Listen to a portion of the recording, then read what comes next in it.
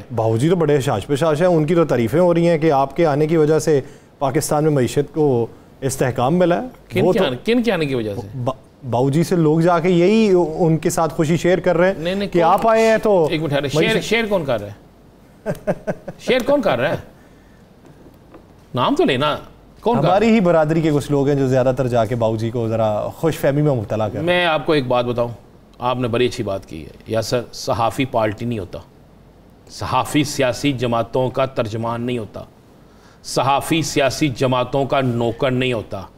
सहाफ़ी सिर्फ वो बात करता है जो हक और सच की हो।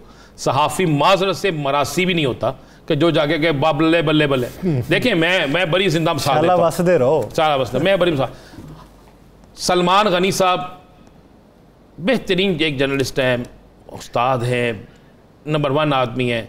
उनको लेटर जारी हो गया ईवान इकबाल का, उसमें बेइंतहा मराद थी और उन पे कोई ये भी नहीं कह सकता था कि वो बेईमान है। उन्होंने क्या किया?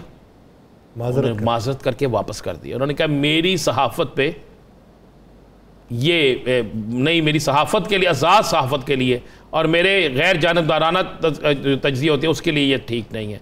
मुझ पे एक दाग लगेगा, धब्बा लगेगा कि मैं फ़लाँ क्या हूँ और मैं ये नहीं कर सकता, लिहाजा बहुत मेहरबानी आपने शफ़क़त किया, वापस रख ले।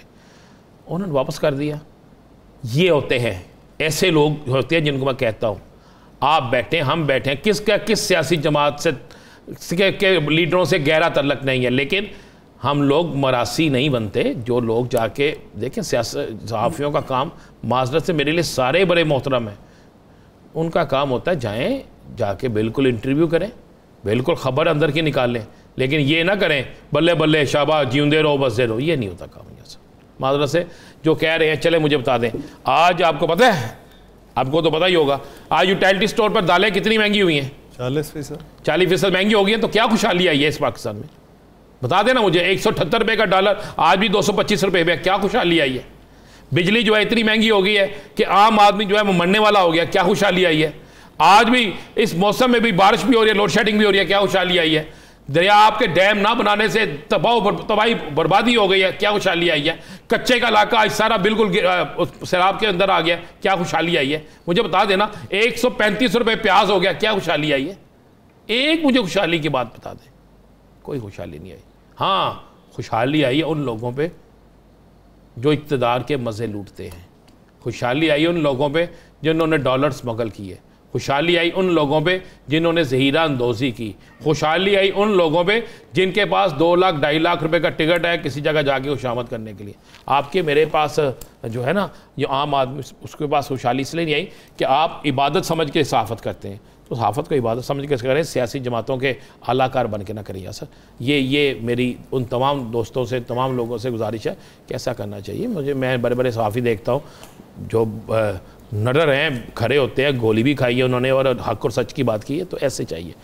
तो ये बड़ी बदकिस्मती है हमारी। अब जाके मियाँ साहब को कहना आपके आने से सब, तो मियाँ साहब क्यों नहीं आ जाते? ये क्यों नहीं कहते मियाँ साहब तुसी आई हो, सारे काम ही सिद्धे हो जाए?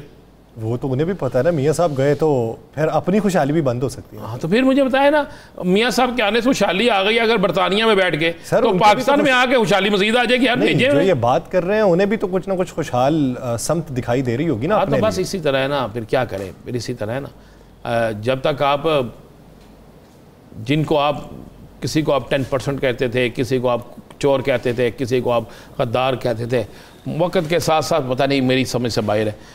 चलें छोड़े जी सर, आप साहब अच्छा चलें आगे खबर की तरफ चलते हैं जी। ठीक है, आप क्या समझते हैं कि मखलूत हुकूमत के जो इत्तेहादी हैं, इत्तेहादियों में दरार पड़ना शुरू हो चुकी है? क्या उनके नज़रियात में इख्तलाफ पैदा हो चुका है? MKM जो है वो उसने बहुत वावेला किया है। उसने कहा है कि हमारे साथ जो आपने एग्रीमेंट किया था ना तो उस एग्रीमेंट की तकमील हो पाई है, उल्टा आप हमारे खिलाफ साजिश कर रहे हैं।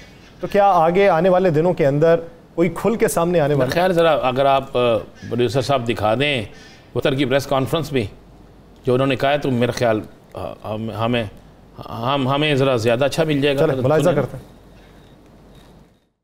मियाँ शहबाज शरीफ साहब के कहने पे, आसिफ साहब के कहने पे, बिलावल साहब के कहने पे, मौलाना फजल रहमान साहब के कहने पे ये एग्रीमेंट किए, उनकी गारंटीज के साथ किए। जिस तरह से वादे किए गए थे, जिस तरह से कागज पे लिखा गया था, उस तरह से नहीं हो रहा। जिस तरह से वादे हुए थे अमल नहीं किया गया, तो राब्ता कमेटी फैसला करेगी। जी राना साहब, वो तो कहते हैं जो लिखा गया था, जिस तरीके से लिखा गया था उस पर तो अमल दरामद नहीं। पता नहीं एक दो नाम और नहीं लिए उन्होंने कि किन के कहने पे लिखा गया था, ये नाम नहीं लिए।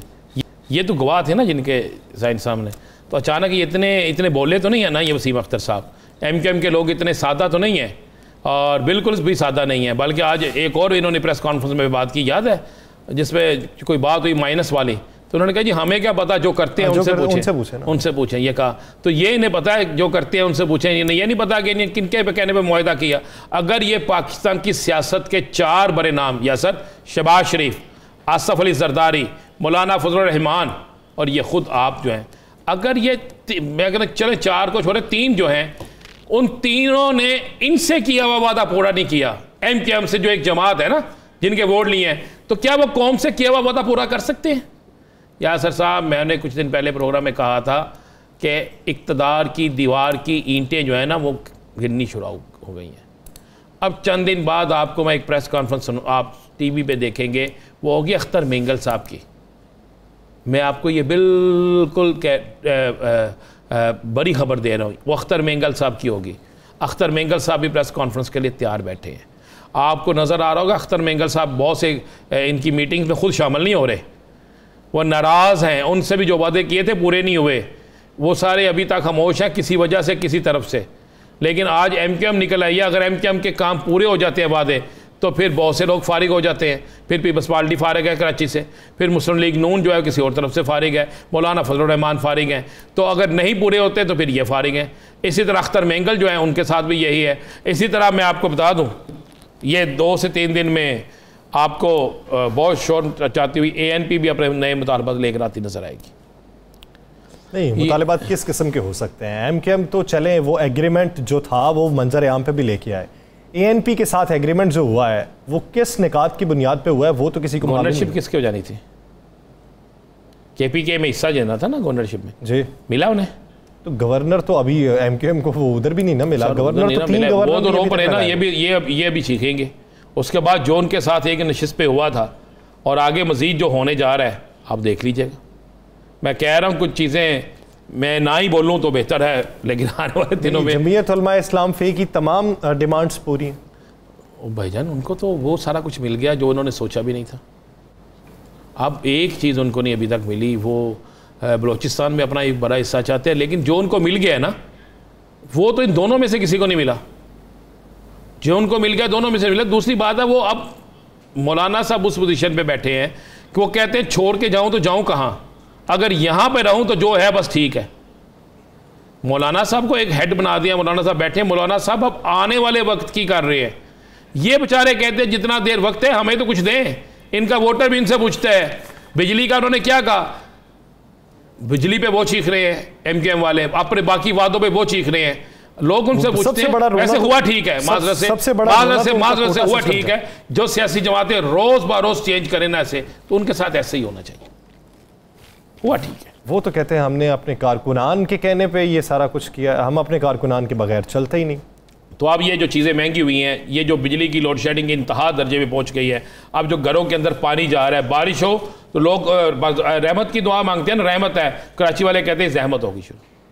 सारा कुछ आपके सामने है, तो क्यों फिर अब इनके कारकुन नहीं पूछते?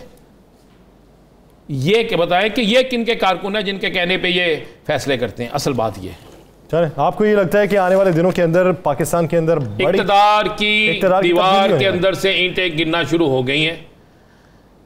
आने वाले दिनों में ऐसा माहौल बनने जा रहा है कि इलेक्शन की तरफ जाना पड़ेगा। मैं फिर बार बार कह रहा हूँ, ये शायद इसलिए भी ऐसा सारा कुछ ऐसा काम शुरू हो गया है कि जो इक़्तिदार में बैठे हैं ये शायद किसी की बात नहीं मान रहे और जल्द इलेक्शन नहीं कराना चाहते। तो फिर उन्हें ऐसा तासर मिलना ज़रूरी था उन्हें कि फिर आपके लोग जा रहे हैं, तो जब आपके लोग जा रहे हैं तो फिर आप इलेक्शन, आप हुकूमत में यानी आपको लगता है ये एक इशारा दिया गया है मौजूदा हुकूमत को? कुछ भी कह सकते हैं, कुछ भी कह सकते हैं, सही कुछ भी कह सकते हैं, लेकिन लिया जा सकता है ना। एक चीज़ तो क्लियर होगी कि हुकूमत के इक़्तिदार के अंदर जो लोग बैठे हैं वो हुकूमत को छोड़ने के लिए तैयार हैं। हमने तो नहीं कहा, ये वसीम अख्तर ने कहा है कि फिर हम आज़ाद होंगे। आज़ाद होकर किधर जाएंगे? यहाँ PTI की तरफ आएंगे या हुकूमत छोड़ के बाहर हो जाएंगे? अगर वो बाहर हो जाते हैं 2 वोटों की बात है और सदर साहब कहते हैं कि जनाब इत्तेमाद का वोट ले, नहीं इत्तेमाद का वोट लेंगे, फिर किधर जाएंगे बताए ना मुझे? क्या हुकूमत कायम रह सकेगी? आईनी कानूनी तौर पर आप देख लें ना, यानी आने ये वाले जो चीखेबाजरी है ना, मैं आपको एक और बता दूं, ये जो अब इमरान खान के साथ साथ चीखेबाजरी है कि जनाब सदर आरिफ अलवी जो है इनको भी खत्म किया जाए। सुने ना आपने मौलाना साहब का, बाकी लोगों को क्यों कह रहे हैं वो, उन्हें पता, वो कहते हैं कि सदर, एक तो मौलाना साहब को ये आशा है कि वो सदर आएंगे, हालांकि सदर का उन्होंने हामी भरी हुई है जरदारी साहब के साथ, ये भी फिर मौलाना साहब इनसे अलहदा होंगे।